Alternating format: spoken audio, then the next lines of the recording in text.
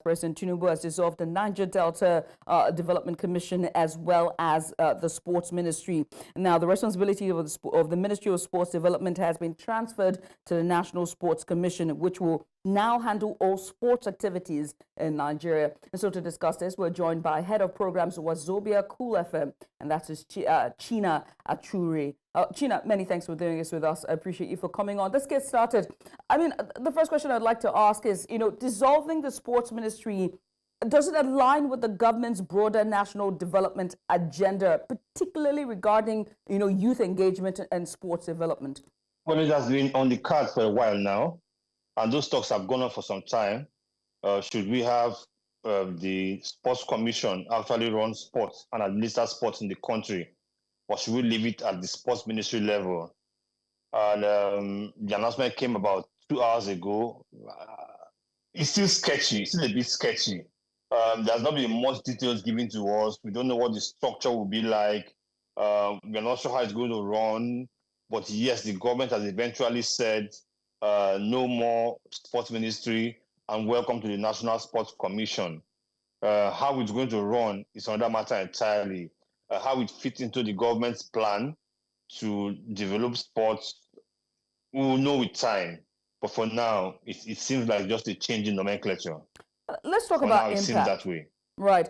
Let's talk about impact, shall we? I mean, what will be the impact of dissolving the sports ministry on Nigeria's sports policy, particularly regarding talent development, international representation, and most importantly, grassroots sports? Well, I don't think the sports ministry had really done so much in terms of grassroots sport development, because all along we had a sports minister and we had sports federations. And when there are events like the Olympic Games, like the All Africa Games, like the Football World Cup, like the Africa Cup of Nations, like the Volleyball Nations Cup, the sports federations actually do the business of raising teams, and they go cap in hand to the ministry asking for funds. Sometimes they get, sometimes they don't. They go for this tournament and they return with either success or failure stories. That's how it has been for some time now. So I don't know how much the ministry looked at grassroots sport development.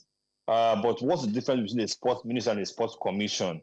The sports ministry is headed by a sports minister, who's a political appointment, while the sports commission will be headed by a technocrat, who is more like a professional in his game. So, like I said, we just heard this announcement. We don't know the details yet. We don't know what the structure is like. Now, because if we are scrapping the sports ministry and bringing a sports commission, it means there will no longer be a sports minister. That's what we expect to hear. And then we need to hear who will be the Director General of the National Sports Commission. So, like I said, it's still a bit sketchy. Now, in terms of how both are defined, then for a long time, Nigerians have clamored for a National Sports Commission. They think it's more technocrat-driven than politicians-driven.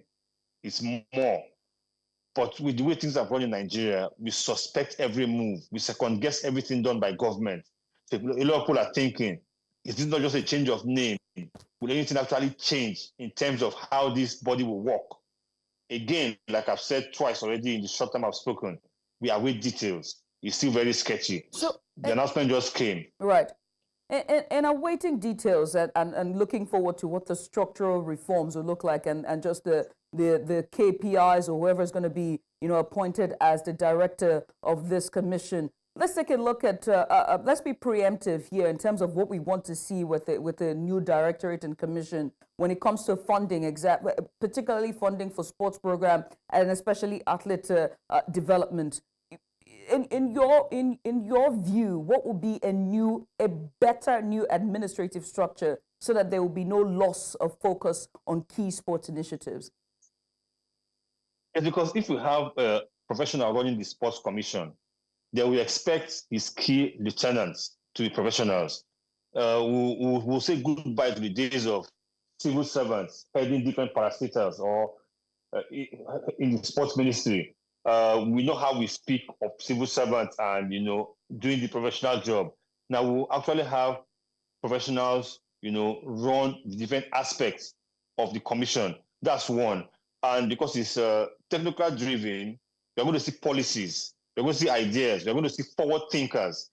There won't be this situation where at the turn of every 4 years, a sports minister is being changed. So every time we come back from Olympic Games, we have a new sports minister who wants to start afresh. So we have technocrats who have a long time to plan. Now, but the downside is this: if we are going to cut off government completely from how sports is run, because you know that before now, every federation goes to the sports minister cap in hand asking for funds. It will mean now the question that will be, what will be the relationship between the DG of the Sports Commission and the presidency? Can he easily access funds to run his commission? Will he be asked to generate funds through private partnership, through corporate bodies?